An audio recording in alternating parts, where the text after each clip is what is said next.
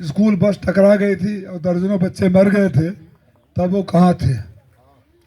आप पूछिएगा कि जब कोरोना आया था लोग मर रहे थे, तब आप कहाँ थे? आप पूछिएगा लॉकडाउन में लोगों के पास खाने का दवाई का सामान नहीं था, तो आप कहाँ थे? आप पूछिएगा कि मधुबन इलाके में बाढ़ आया था, कटान आया था, लोगों के पास रहने के लिए छत नहीं था, तो आप कहाँ थे? आप पूछिएगा कि आपकी सरकार है, हमारे बच्चों को नौकरी नहीं लग रही है, पेपर लीक हो जा रहा है, आप खामोश क्यों हैं? आप कुछ बोलते क्यों नहीं? आप पूछिएगा कि हमारे गैस का सिलेंडर 3 गुना हो गया, आप चुप क्यों हैं, बोलते क्यों नहीं हैं? आप पूछिएगा कि 15 लाख रुपए कहाँ चले गए? आप पूछिएगा कि अपने बड़े बड़े अरबपति खरबपति मित्रों का कर्जा माफ़ कर देते हैं और आपकी जान बचाने वाली दवाइयों के ऊपर टैक्स क्यों लेते हैं? ये हक तो है ना आपका? ये पूछिए आपसे।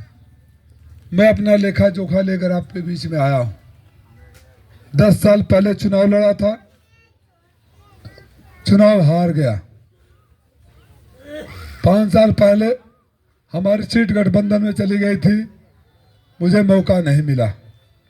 लेकिन 10 सालों से जब मैं आपसे कह रहा था कि आप पूछिएगा, तो मैं बताना चाहता हूँ, जब रेलगाड़ी सबसे पहले लड़ी थी, सबसे बड़ी दुर्घटना वो थी महासो का। उस दिन मेरा भी बच्चा आँख का ऑपरेशन कराने के लिए अस्पताल में था, और जब पता चला कि मऊ के दर्जनों बच्चे ट्रेन से कट गए हैं, तो अपने बच्चे को अस्पताल में छोड़कर पहली फ्लाइट लेकर मैं मऊ में हाजिर था, और मऊ में पहुंचने से पहले सबकी अस्पताल में जाने की व्यवस्था कर दिया था। जब कोरोना में पहला महामारी आया, तो सारे नेता जब घरों में छुप गए थे, सत्ताधारी दल के, अन्य पार्टियों के, तो हम लोग समाजवादी पार्टी के लोग घर घर ऑक्सीजन, दवाई और खाद्य सामग्री पहुंचा रहे थे। दूसरा महामारी आया, मैं खुद कोरोना की चपेट में था, मौत से लड़ रहा था, लेकिन सबको दवाइयां बंटवा रहा था। जब बाढ़ और कटान आया, तो अपने साथियों के साथ लेकर हम लोग घर घर त्रिपाल और राशन बांट रहे थे। मैं भी तो पार्टी छोड़ सकता था, मैं भी तो दूसरी पार्टी में जा सकता था। मेरे ऊपर इनकम टैक्स के छापे पड़े, आज तक मुझसे हिसाब किताब हो रहा है। मैं भी तो वहां जाकर साफ हो सकता था। लेकिन उस कसम का क्या, जो मैं 14 में चुनाव हारने के तीसरे दिन ही आकर हिंदी भवन में आप सबके लिए कह गया था कि 14 में मुझे आशीर्वाद नहीं मिला, जिसको आपको दिल्ली भेजना था आपने दिल्ली में भेज दिया। मैं आपके दिल्ली में जगह बनाने आया हूं, और मैं आपको छोड़कर कहीं नहीं जाऊंगा। अगर मेरी अर्थी भी उठेगी तो घोसी की धरती से उठेगी। उस कसम का क्या होता, उस वादे का क्या होता जो मैं अपने नेता अखिलेश यादव जी से और श्रद्धेय नेताजी से दिया था कि कुछ भी आ जाए, आपका एसिस न टूटेगा, न झुकेगा, न बिकेगा। मैं तो लड़ रहा हूं आप लोगों के लिए, और आप लोग हैं कि 5 किलो राशन के ऊपर मैं आप लोग कहता हूं, तो सिर्फ जो आप सामने बैठे हैं उनकी बात नहीं कर रहा हूं, मैं पूरे घोसी के मालिकों की बात कर रहा हूं।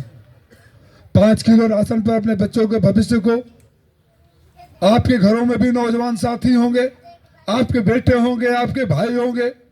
अपने दिल पे हाथ रखकर खुद से पूछिए, क्या 5 साल में नौकरी मिला? क्या किसी बच्चे को रोजगार मिला? क्या आपका 15 लाख रुपया आपको मिला? क्या गैस का सिलेंडर कम हुआ? क्या किसानों का आमदनी दुगुनी हुई? जब कुछ हो ही नहीं रहा था, तो थाली और ताली बजाकर रोग भगाने वाले को आप वोट क्यों देना चाहते हो भाई? आपके बेटे और भाई से ज्यादा प्रिय कौन हो सकता है? मेरे मालिकों, ये सोचने का वक्त है, और दिल पर हाथ रखकर सोचने का वक्त है। मेरे ऊपर दुनिया के किसी थाने में कोई आपराधिक मुकदमा नहीं है कि आपको कभी मुसीबत आ गई तो मुझसे जेल में मिलने आना पड़ेगा, या जेल में कैसे फोन करे सोचना पड़ेगा। मैं बेदाग था, बेदाग हूं और बेदाग रहूंगा।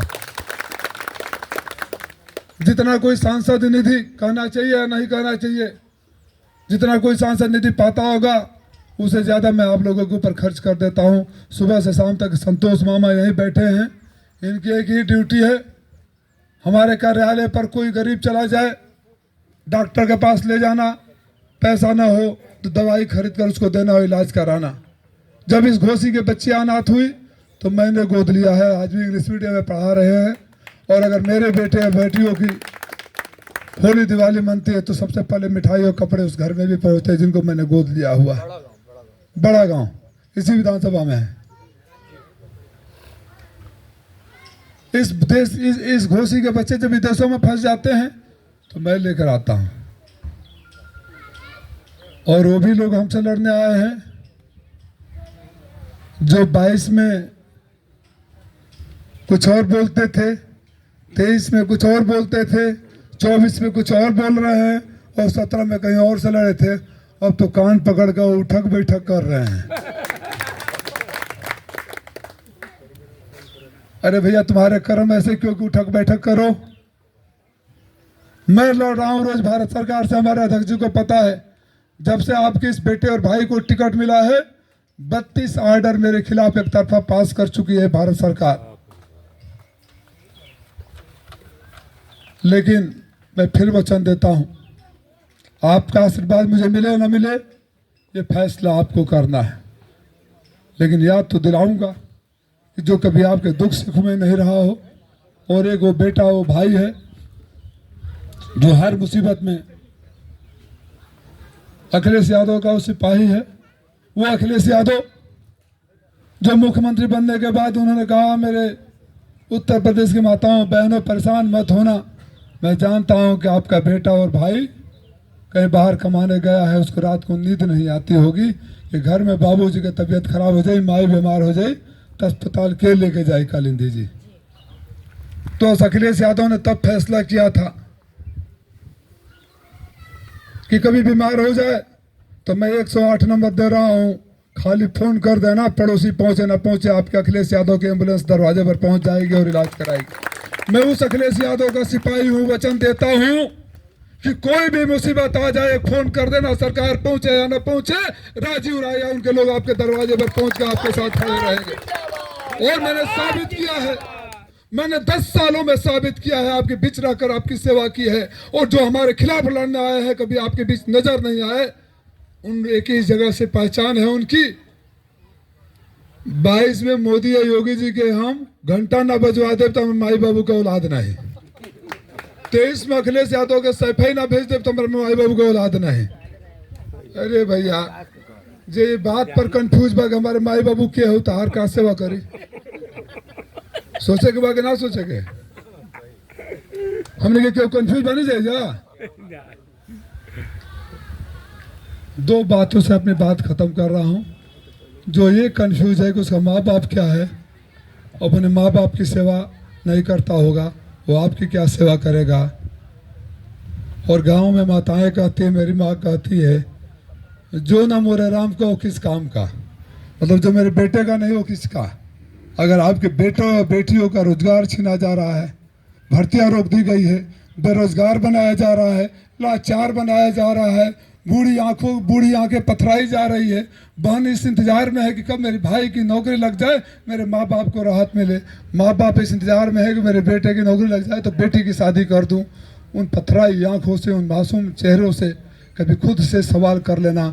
अगर लगे कि आप ठगे गए हो, अगर लगे कि आपकी आवाज़ कहीं उठाई नहीं गई है, तो आपने इस भाई और बेटे को आशीर्वाद दे देना। न कभी निराश किया था, न कभी निराश करूँगा, ये मेरा वचन है आपको। जय हिंद, जय समाजवाद।